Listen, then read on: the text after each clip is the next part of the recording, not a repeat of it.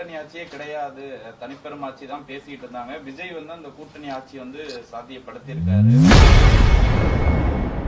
கூட்டணிக்கு அமைச்சரவையில் முதல்வர் விஜய் பங்களித்துள்ளது குறித்து செய்தியாளர் எழுப்பிய கேள்விக்கு மதிமுக தலைவர் வைகோ பதிலளித்துள்ளார். திமுக அதிமுக அவங்க வந்து கூட்டணி ஆட்சியே கிடையாது, தனிப்பெரும் ஆட்சி தான் பேசிட்டு இருந்தாங்க. விஜய் வந்து அந்த கூட்டணி ஆட்சி வந்து சாத்தியப்படுத்தியிருக்காரு.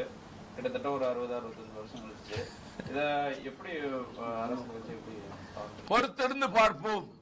கூட்டணி அரசு எப்படி செயல்படுகிறது என்பதற்கு ஒரு 6 மாத காலம் அவகாசம் கொடுப்போம். Let us wait and see.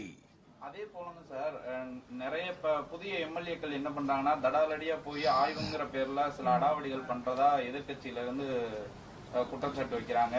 அவங்க கட்சியை சேர்ந்தவங்களே அரசு மருத்துவமனை போய் திடீர் ஆய்வுல ஈடுபட்டு டீனுக்கு இது பண்றது, இந்த மாதிரி பண்றது, இதெல்லாம் எப்படி பாக்குறாங்க?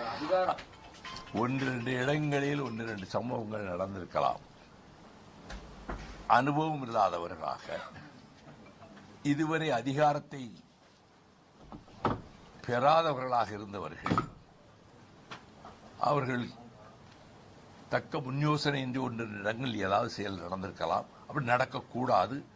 அப்படிப்பட்ட செயல்களில் யார் ஈடுபட்டாலும் அதை உடனடியாக முதலமைச்சர் கண்டிக்கவும், அம்மாதிரி சம்பவங்கள் அரசுக்கு நற்பெயரை தராது என்பதை சுட்டிக்காட்டி அதை தடுக்கவும் முதலமைச்சர் முன்வர வேண்டும். சார், அதே போல அமைச்சர் உட்பட ஒரு 9 பேர் மேல கல்வி சான்றிதழ் வந்து போலின்னு சொல்லி ஒரு இஷ்யூ ஓடி. எனக்கு அதிகமா தெரியாது அதை பத்தி.